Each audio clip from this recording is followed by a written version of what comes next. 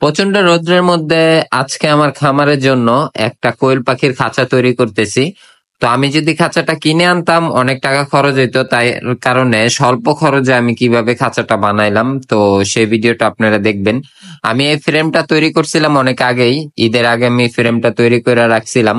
তো সময়ের কারণে আমি নেটগুলা লাগাইতে পারি নাই। তো আমার 15টা কোয়েল পাখি ছিল, এর মধ্যে 2টা ইঁদুরে খেয়ে ফেলছে, 5টা কোয়েল পাখি হারায় গেছে। এখন আমার নখ, একটা কথা আছে না, নখ থাকতে নখের মর্ম বুঝে না কেউ, নখ যদি হারায় ফেলে তখনই তার যত্ন নেয়।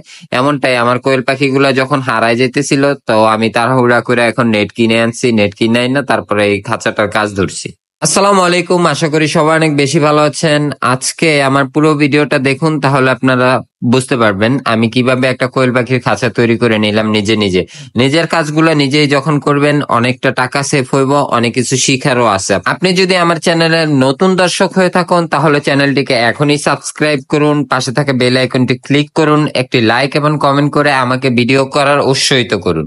বাজার থেকে এই খাঁচাটা কিনতে গেলে অনেক টাকা খরচ হয়ে যেত, আর যদি আমি মিস্ত্রি দিয়ে খাঁচাটা তৈরি করতাম তাও অনেক টাকা খরচ হয়ে যেত। তো আমি বাসার মধ্যে কিছু কাঠ পরিমাণ পয়রা ছিল, সেই কাঠগুলা কাইটে কাইটে আমি একটা ফ্রেম বানায় ফেলছি। বানানোর পরে আমি কিছু পরিমাণ নেট কিনে আনছি, আর আমার বাসায় কিছু তার কাটা ছিল, তো এগুলা দিয়ে আমি খাঁচাটা তৈরি করে নিলাম।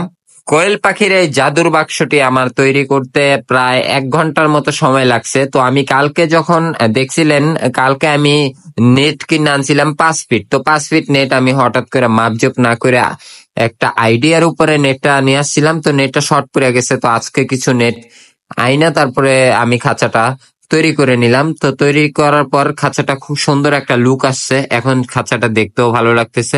আলহামদুলিল্লাহ, আমি যাদের জন্য এই জাদুর ঘরটা বানায় নিলাম তাদেরকে তো অবশ্যই আমন্ত্রণ করতে হবে। তো আমি খাবারের পাত্র এখন দিয়ে দিচ্ছি, খাবারের পানিটাও দিয়ে দিলাম, তো ওদেরকেও আমন্ত্রণ করতেছি। কোয়েল পাখিগুলো এখানে রাখলাম।